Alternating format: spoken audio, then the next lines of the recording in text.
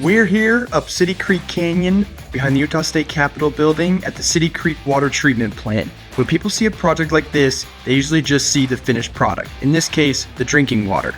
What they don't always see is everything that goes into making it happen.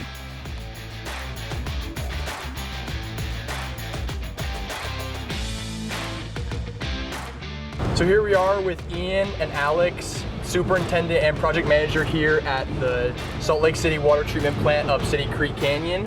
So Ian, what can you tell us about this project? Well, Matt, the project is an upgrade to the existing 16 MGD water treatment plant up here at City Creek Canyon for Salt Lake City Department of Public Utilities.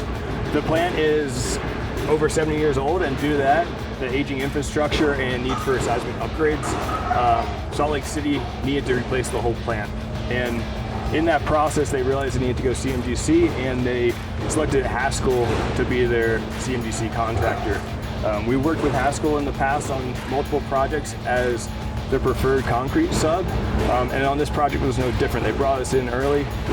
We also were able to use our shoring team to give them kind of the best solution possible to make this project a successful one for ourselves and Haskell and Salt Lake City. And what is our scope of work on this project? So our scope of work was the cast-in-place concrete. We came in after the site was excavated and graded, and we started pouring foundations for the clear well, filters, set and flock basins, and then we started going vertical.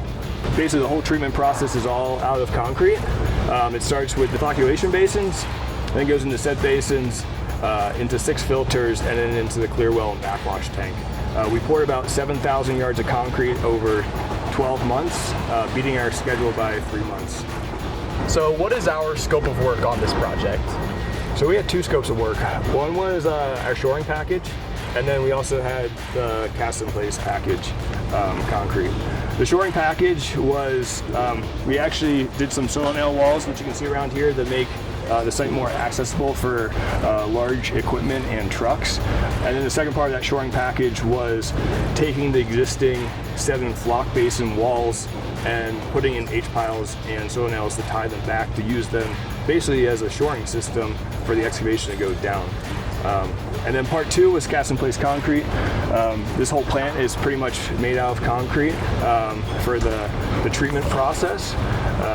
And we had about 7,000 yards of concrete building the flock basins, the set basins, 6 filters, the clear well, and the backwash tank with that. We finished in 12 months, 3 months ahead of our contract schedule.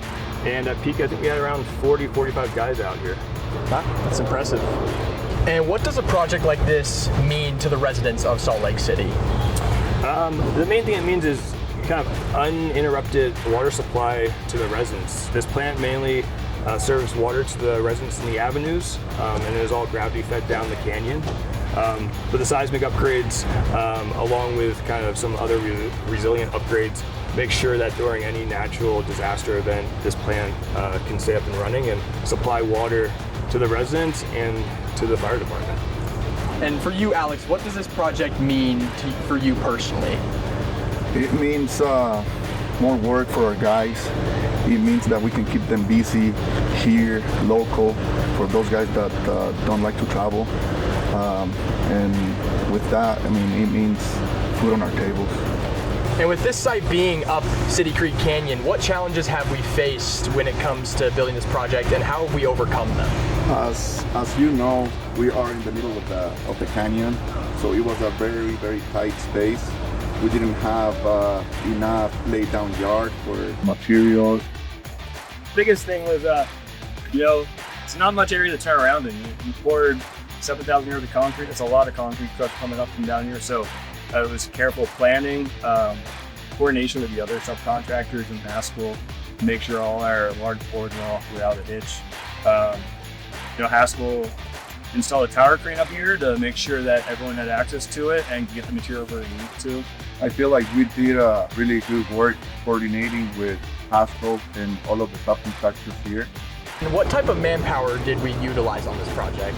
So for this project, we have probably around 45 ROW employees, and then we also have between 10 and 15 workers from Fabco. Fabco was providing all the rebar and installation of the rebar as well. One thing that we were able to utilize is that, with other jobs in the winter slowed down from our heavy civil division, we brought them in and kept the manpower going kind of for about 8 months. We had a full crew out here of 40, 45 guys, and that's what helped accelerate the project to meet this schedule. And for both of you guys, what are you guys most proud of when it comes to this project? What I'm most proud of, I think it's the quality of work and zero rework. We were able to have zero rework on this project. So in going off of the zero rework, this project, working with Haskell in Salt Lake City, they're really impressed with our quality of work, which is kind of known throughout the valley. Our quality of work and our schedule is kind of rare in these days of projects being completed on time. But something that we really take pride in is the quality, which leads to zero rework, and then also, beating the schedule. I mean, it's just a cool project overall. It's going to be up here for another 70 plus years, and it's delivering 16 million gallons of drinking water to Salt Lake City every day. Projects like City Creek aren't just about construction. They're about building something that serves people long after we're gone.